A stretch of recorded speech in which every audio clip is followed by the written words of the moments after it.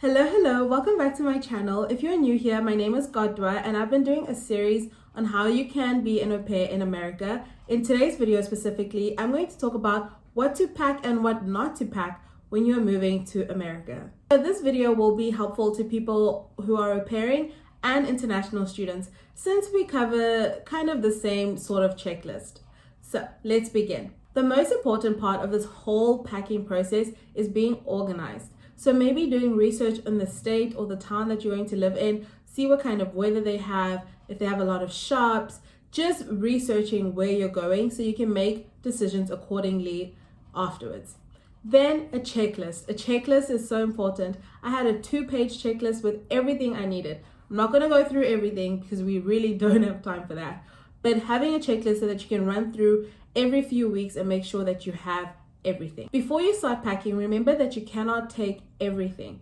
Downsizing is going to be the key to making your luggage more manageable. This is a great opportunity though to make some extra money by maybe selling your clothes on a secondhand clothing website or donating your clothes to a local charity or thrift store. We're going to be discussing what you should pack in your carry-on item and personal item and in your checked luggage. So let's start with your carry-on and your personal items so they stay with you the whole time, and what you pack in there is really important. In your personal items, you should be packing all of your documents that you need.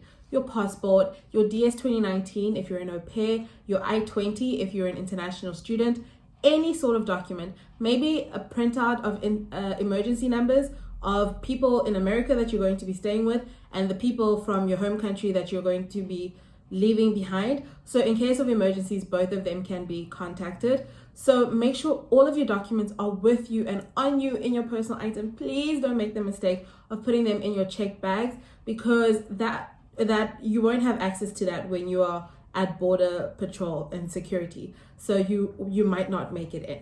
Make sure that is with you in your personal items.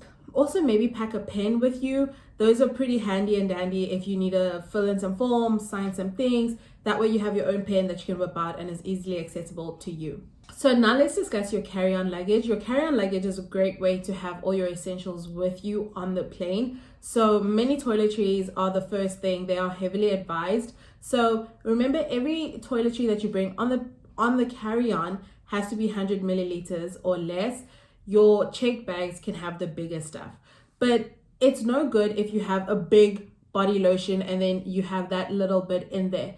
The actual container has to be 100 milliliters or less. So you can either buy mini toiletries or you can buy little containers and then decant your toiletries to make them approved for the airlines. So the mini toiletries I'm talking about are small toothpaste, small mouthwash, small deodorant, small body lotion, small hand sanitizer, and maybe some travel wet wipes, just so that you can freshen up either on a connection or layover or in the airplane itself, because the journey is probably going to be long. If you're flying to America from anywhere else in the world, it's going to be quite a bit of a journey. In addition to your mini toiletries, you're probably going to want to pack an extra set of clothes. So this can be helpful when you want to freshen up and then you can change your clothes.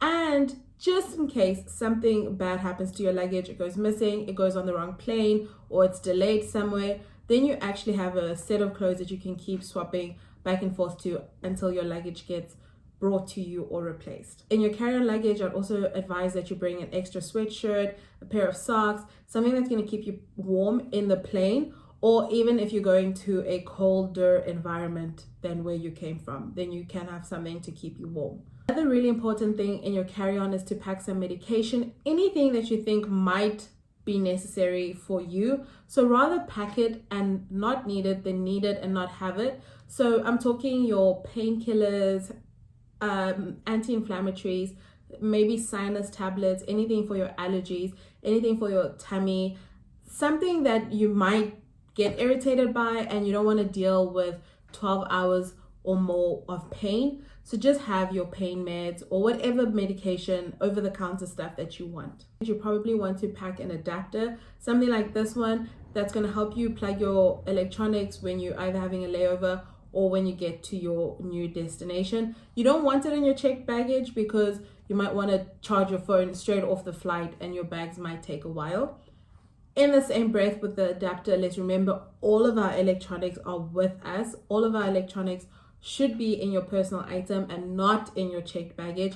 So your laptop, cameras, everything, iPad, Apple Watch, phone, in your carry-on or personal item. And now let's discuss your checked bags. So this is where your shoes and your clothes and everything else that's a bit larger is going to go.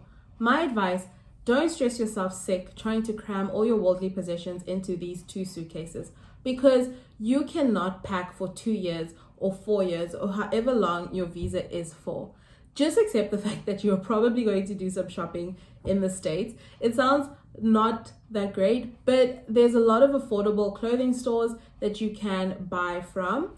And also just a reminder that you should not be packing your big winter coats, your thick jackets. They take up space, and sorry to say it, they're probably going to be no match for the American winter. If you're coming from any country in Africa or any country in the Southern Hemisphere, your winter coats are nothing in comparison to the snow that you are going to experience here. So you're going to end up buying new winter coats, new winter boots, new scarves, everything while you're here. So obviously bring a jacket. I'm not saying don't bring a jacket, but don't cram your thick winter coats in your suitcase, because you're probably going to have to replace them anyway.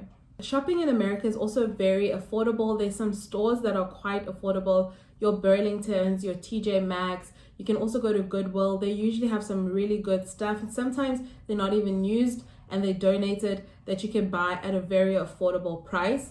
So this is just to further reiterate that you don't really have to really stress yourself trying to pack everything and then potentially going overweight with your baggage and then having to pay for baggage because you are going to shop.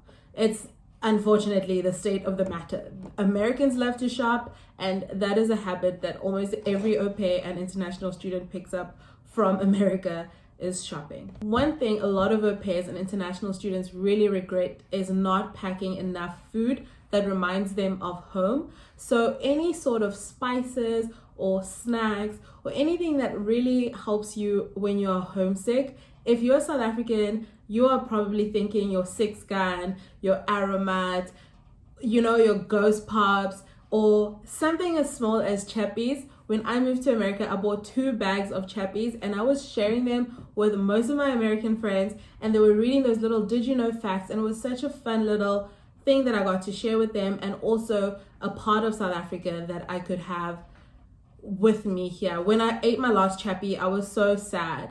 So just remember to pack a few snacks like that. I know multiple South Africans that have weekly breakdowns of how much they miss biltong. So if you can bring your biltong, bring some of that.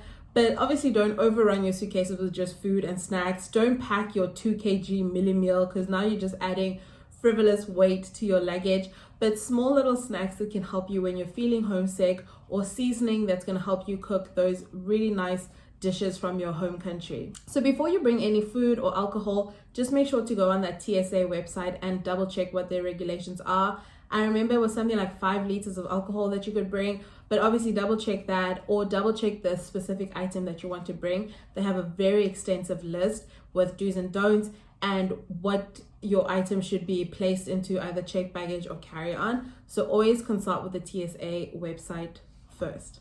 So let's talk about cash. When you're an au pair, you don't really have to worry about bringing that much cash with you. International students, I'll get into that in a little bit, but au pairs really shouldn't worry about that, because you're going to get paid the next week after you arrive, because you start work within about 3 days. So don't really worry yourself about getting the $200 that the agency says you should get. Even if you have $10, there's nothing that you're going to be doing in the first week that needs you to be spending that much money anyway. And again, you're just going to get paid your first weekly stipend the next week. Then you can start spending your money. International students, you should probably bring money with you, because you won't have a bank account for the first few days when you arrive. And then remember, when you do bring your money, to bring it in small denominations so that you can easily pay for things. So you're not paying for something that's $3.50 with a $100 bill and then you have to break it. So remember to keep your cash on you in small denominations and safe. Those are all my tips for what you should and should not pack when you're moving to America as an au pair or an international student. If you have any questions on something that you think you should pack, always consult the TSA website. They will probably have the answers. And if not, call your embassy. They will probably know for sure. Bye guys.